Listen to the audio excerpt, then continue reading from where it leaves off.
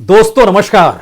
बनारस को तो मुक्ति द्वार माना जाता है, लेकिन मौजूदा वक्त में बनारस सत्ता का द्वार है। बनारस की बनावट बेहद अद्भुत है। कहते हैं ये आधा जल में है, आधा मंत्र में है, आधा फूल में है, आधा शव में है, आधा नींद में है, आधा शंख में है। और सुई भर की नोक भी ऐसी जगह नहीं जहां पर कोई चला जाए तो उसे मोक्ष ना मिले। और मोक्ष न जाति देखती है, न लिंग देखती है, न वर्ग देखती है, न वर्ण देखती है। लेकिन बनारस के जरिए जो सत्ता का द्वार खुलता है उसमें ये सारी चीजें मौजूद है। और आज इस देश ने एक थिएटर देखा है, एक ऐसा थिएटर जिसमें देश के प्रधानमंत्री के माथे पर चंदन चमक रहा है। वह ठिठुरती हुई ठंड के बीच भी और ठंडे पानी गंगा के जल में भी वह जिस तरीके से डुबकी लगा रहे हैं, वहां पर वह जल को सूर्य को अर्पण कर रहे हैं, वहां पर वह फूल भी पानी में निष्पातित कर रहे हैं। जिस तरीके से काशी की गलियों में वो पैदल चल रहे हैं, जिस तरीके से पूजा पाठ आरती हो रही है, यह सब कुछ भारत के इससे पहले के किसी प्रधानमंत्री ने कभी नहीं किया और शायद आने वाले वक्त में भी कोई नहीं करेगा। क्या यह वाकई सत्ता का द्वार है? क्योंकि 2017 में जब प्रधानमंत्री यहां लगातार 3 दिनों तक चुनाव प्रचार करते रहे तो उसका असर यह हुआ कि 71 में से 55 सीटें बीजेपी की झोली में आ गई। और इस बार कहा जा रहा है टारगेट 60 सीटों का है। यानी विस्तार होगा, यानी फैलाव होगा, लेकिन सवाल आज उसके आगे का है। उत्तर प्रदेश के भीतर झांक कर देखिएगा तो अयोध्या से मथुरा वाया काशी ये रास्ता आपको जरूर दिखाई देगा। हिंदुत्व और हिंदू के संघर्ष की परिस्थितियां भी आपको समझ में इस दौर में राजनीतिक भाषणों में जरूर आने लगी होगी। लेकिन इस देश का सच क्या है और उस पर भी उत्तर प्रदेश के भीतर का सच क्या है? वहां की फेरिस्त टटोलते हैं तो चाहे वो अपराध हो, भ्रष्टाचार हो, बेरोजगारी हो, बदहाली हो, भूख हो, यूनिवर्सिटीज की स्थिति हो, शिक्षकों को वेतन ना मिलने की परिस्थिति हो, गवर्नेंस का एक चेहरा हो, सारी चीजें आपको लगेंगी दरअसल इन सारी परिस्थितियों से हम तो हर दिन दो चार हो रहे हैं। लेकिन फिर भी ये आस्था का माहौल और जिस तरीके से पूजा अर्चना करते देश के प्रधानमंत्री जब मौजूद होते हैं तो क्यों ऐसा लगता है कि दरअसल बीजेपी एक हिंदूवादी पार्टी है और उसके प्रधानमंत्री या उसके नेता नरेंद्र मोदी जो देश के प्रधानमंत्री हैं वो हिंदू राष्ट्र की दिशा में लगातार कदम बढ़ाना चाहते हैं। क्या वाकई इस दौर में ऐसी परिस्थितियां हैं या इस दौर में जहां जहां सत्ता के द्वार खुलेंगे वहां वहां हर पॉलिटिकल पार्टी और नेता अपने तौर पर नजर आएगा? सवाल पहली बार शायद यह उठ खड़ा हुआ है कि इस देश में विपक्षी राजनीतिक दल भी या फिर कोई भी पॉलिटिकल पार्टी और कोई भी नेता इंटेलेक्चुअली यानी बौद्धिक तौर पर इतना सक्षम क्यों नहीं हो पाया जहां पर इस देश के मुद्दों को वह अलग रखता और आस्था और हिंदुत्व के सवाल को अलग रखा जाता।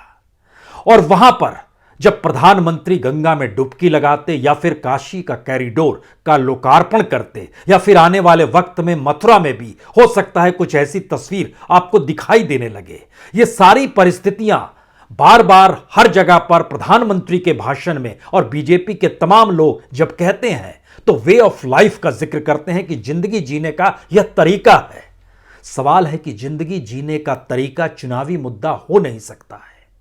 चुनाव के भीतर तो गवर्नेंस का जिक्र होता है, उसके भीतर तो आपके कामकाज को देखा परखा जाता है। लेकिन ध्यान दीजिए इस देश के भीतर में जो भी बीजेपी के खिलाफ खड़ा है या जो नरेंद्र मोदी के सामने खड़ा होता है वह भी हिंदुत्व की भाषा बोलने लग जाता है। यानी 2014 के बाद से इस देश के भीतर में खुद को हिंदू बताने की दौड़ लग गई, जबकि हर कोई जानता है कि अखिलेश यादव भी हिंदू ही हैं, राहुल गांधी भी हिंदू ही है, कांग्रेस पार्टी के भीतर भी हिंदू नेताओं का ही ज्यादा संख्या है। लेकिन उसके बावजूद भी कोई जनेऊ दिखलाएगा, कोई मंदिर जाएगा, कोई पूजा पाठ करेगा, कोई यज्ञ करने की कोशिश करेगा और कोई परिभाषा गढ़ेगा। इससे होगा क्या? आप कहेंगे जिंदगी यही है, जिंदगी जीने का तरीका यही है। लेकिन यहां पर आज एक मोटी लकीर आपको खींचनी होगी।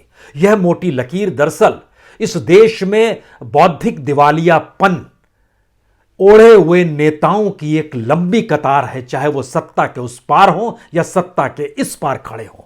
और ये देश पूरे तरीके से उन मुद्दों को दरकिनार करने की दिशा में बढ़ चुका है जहां पर प्रधानमंत्री माथे पर चंदन लगाए हुए, गंगा में डुबकी लगाते हुए, हाथों में जिस तरीके से पूजा पाठ करते हुए और जिस तरीके से तमाम जगहों पर संस्कृत के श्लोक पाठ गूंज रहे हों, और घर घर में जो मीडिया के जरिए हर दरवाजे पर टीवी की मौजूदगी में वो सारी चीजें हर घर घर में देखी गई।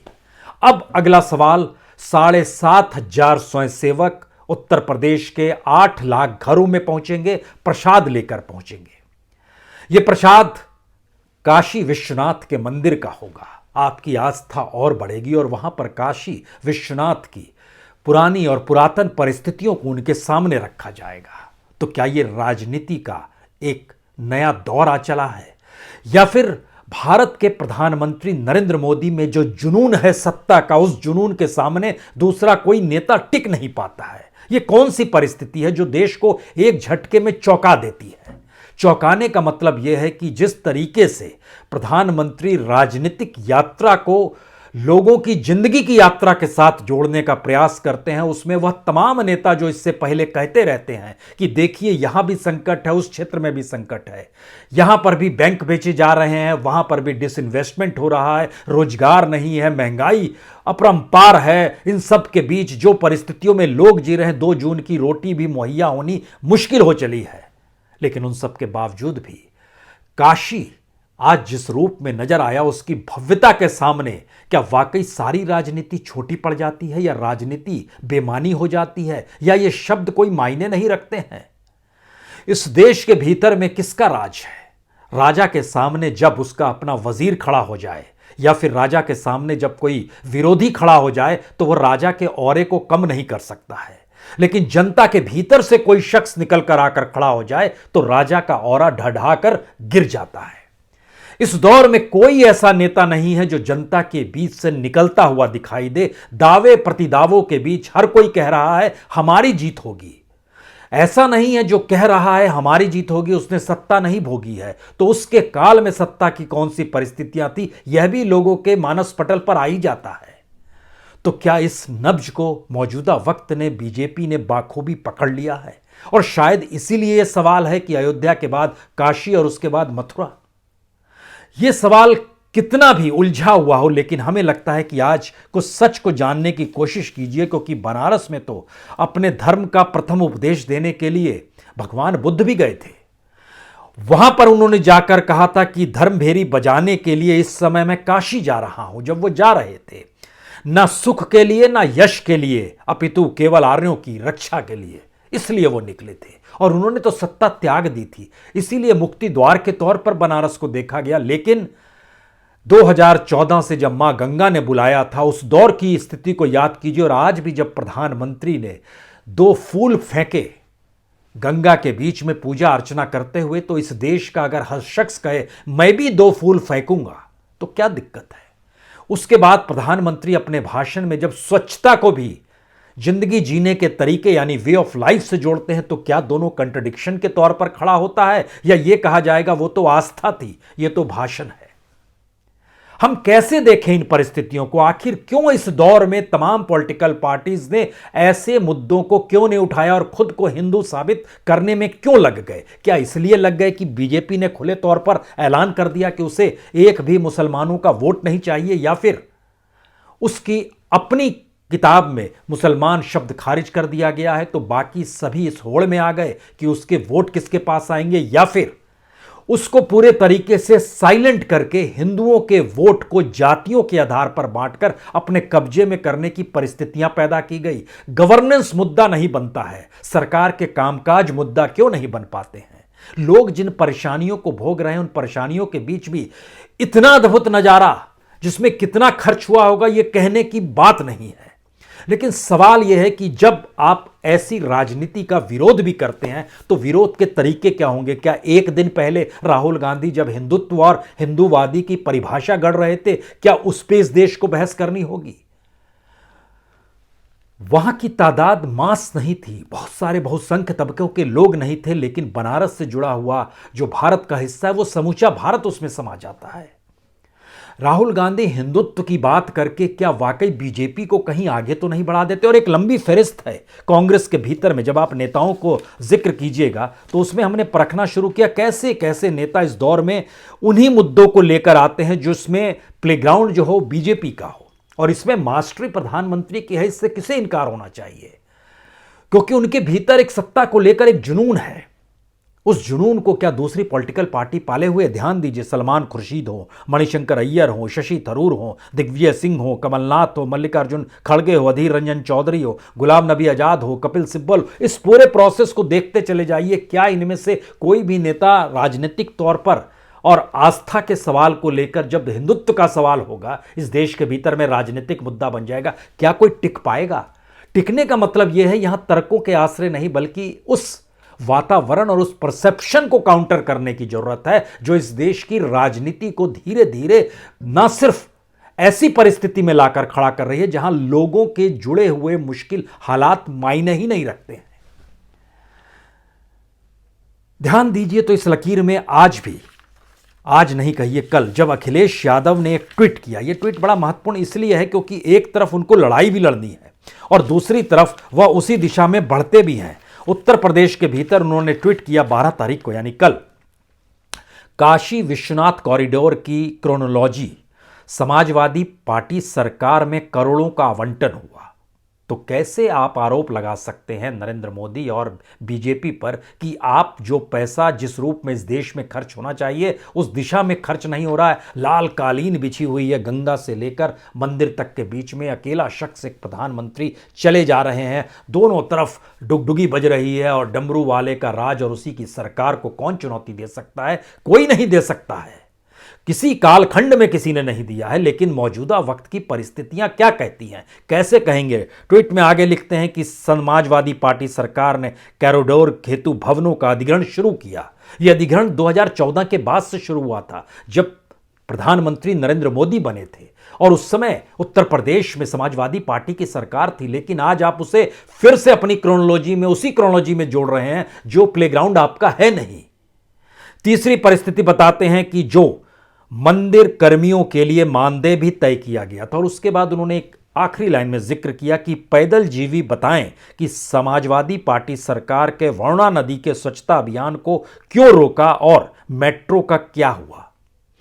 इसी को जोड़ देते कि अगर आपको गंगा की इतनी फिक्र है तो वहां पर 2 नदियां और भी बहती हैं, उनका क्या हुआ? मेट्रो का क्या हुआ? लोगों की सुविधाओं का क्या हुआ? रोजगार का क्या हुआ? आपने मुद्दों को कभी भी इस रूप में रखा नहीं जहां पर आप इस देश के लोगों के साथ जुड़ सके, उनकी आस्था से जुड़कर। 2014 में यह मान लिया गया कि जो हिंदूवादी है, हिंदूवादी वोट उसी पक्ष में जाएगा और बीजेपी ने अपने तौर पर तमाम पॉलिटिकल पार्टीज को वहां पर गैर हिंदू करार दे दिया, कोई सेकुलरवादी के तौर पर, कोई तुष्टीकरण के नाम पर और कोई जातियों में बटी हुई परिस्थितियों के नाम पर चीजों को लाकर खड़ा कर दिया गया। तो क्या यह रास्ता यहां से शुरू होता है जो 2024 तक जाने वाला है? इनकार बिल्कुल नहीं है। कहते अगर जरूर है कि लखनऊ से ही दिल्ली का रास्ता बनता है, तो फिर जान जाइए यही लखनऊ से और यही आस्था के सवाल से 2024 की भी इबारत लिखी जा रही है, उसको आप मिटा नहीं सकते हैं। सवाल इतना भर भी नहीं है। हमें लगता है एक चीज और देखनी चाहिए। अखिलेश यादव जो विपक्ष में कद्दावर नेता के तौर पर इस दौर में चुनाव प्रचार में नजर आ रहे हैं, उन्होंने क्या किया? उन्होंने एक और ट्वीट किया। उन्होंने बताया कि 26 सेकंड का एक वीडियो भी उन्होंने उसमें शेयर किया। उन्होंने लिखा कि काशी में अक्षय वट को आघात पहुंचाने वालों का क्षय निश्चित है। भाजपा राजनीतिक दंभ से ग्रसित होकर जन भावना और जन संवेदना पर निरंतर प्रहार कर रही है। उत्तर प्रदेश की जनता भाजपा को जड़ से उखाड़ फेंकेगी। यहां पर यह जानकारी दे दें कि दरअसल एक वृक्ष जो था वह वहां पर जो नीचे संगमरमर बिछाया जा रहा था, उस कंपनी के जरिए वो वृक्ष टूट गया। ये वृक्ष जो है, जिसको कहते हैं कि अक्षय वट, ये भारत में 3 ही जगह पर माना जाता है, एक गया में, एक प्रयागराज में और एक काशी में। गया में इस वृक्ष के नीचे पिंडदान किया जाता है, प्रयागराज में इस वृक्ष के नीचे मुंडन किया जाता है और काशी में इस वृक्ष के नीचे जो दंडी स्वामी को भोजन कराने का महामात्म्य है ये। और इन तीनों जगहों पर हनुमान जी की मौजूदगी जो है एक जगह प्रयागराज में लेटे हुए हैं, गया में बैठे हुए हैं, काशी में खड़े हुए हैं, वहाँ पर अलग तीन तीन स्वरूप में विराजमान है। लेकिन हम इन बातों का जिक्र इसलिए कर रहे हैं कि ध्यान दीजिए, जब हम ये बता रहे थे तो आप भी कल्पना में आ गए होंगे कि जिक्र देखिए अक्षय वट का हो रहा है, भगवान का हो रहा है, हनुमान जी का हो रहा है, इन सारी चीज़ों में यानी मुद्दे गायब हैं। इस मैदान में विपक्षी राजनीतिक दलों को बीजेपी लेकर आना चाहती है और जिस तरीके से प्रधानमंत्री मोदी जिस परिस्थितियों को अपने अनुकूल करने में माहिर हैं, उसमें कहां आप टिक पाएंगे?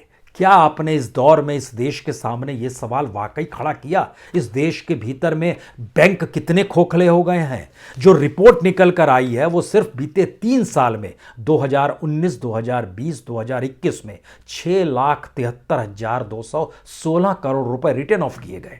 यानी जो कॉरपोरेट ने पैसा लिया था, कोई भी पॉलिटिकल पार्टी अगर बैंक को ही मुद्दा बना लेती और बैंकों के आश्रय इस देश के लोगों को जागृत करने निकल पड़ती, चाहे हिंदू वोट का जिक्र हो, चाहे जाति के आधार पर बटे वोट, लेकिन उसको उसी दिशा में बढ़ती चली जाती और राजनीतिक तौर पर बताती वाकई कॉरपोरेट का साथ सरकार का कैसा है। लेकिन जब आप भटक जाते हैं और बीच में आपको झटके में परिभाषा गढ़नी पड़ती है कि यह हिंदुत्व है और यह हिंदूवादी है, तो फिर आपके अनुकूल इस देश की जनता खड़ी नहीं होगी, क्योंकि यह एक भटकाव की परिस्थिति। हमें लगता है इसमें एक चीज ध्यान देनी चाहिए, राहुल गांधी का भटकाव और प्रियंका गांधी की एक लकीर, क्योंकि उत्तर प्रदेश के भीतर में उन्होंने अगर महिलाओं के सवाल को उठाया है, वह हिंदुत्व शब्द से दूर रही है, वो भटकी नहीं है।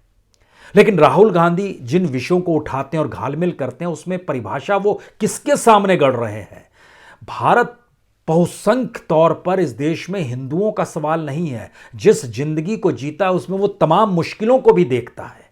उन मुश्किलों के ठीक समानांतर अगर धर्म और आस्था का सवाल खड़ा हो तब तो ठीक है, लेकिन दोनों जब गड्डम गड्ढ होगा तो फिर वह आपका प्लेग्राउंड नहीं होगा, वह तो बीजेपी का प्लेग्राउंड होगा, आरएसएस का प्लेग्राउंड होगा, विश्व हिंदू परिषद का होगा, हिंदू महासभा का होगा।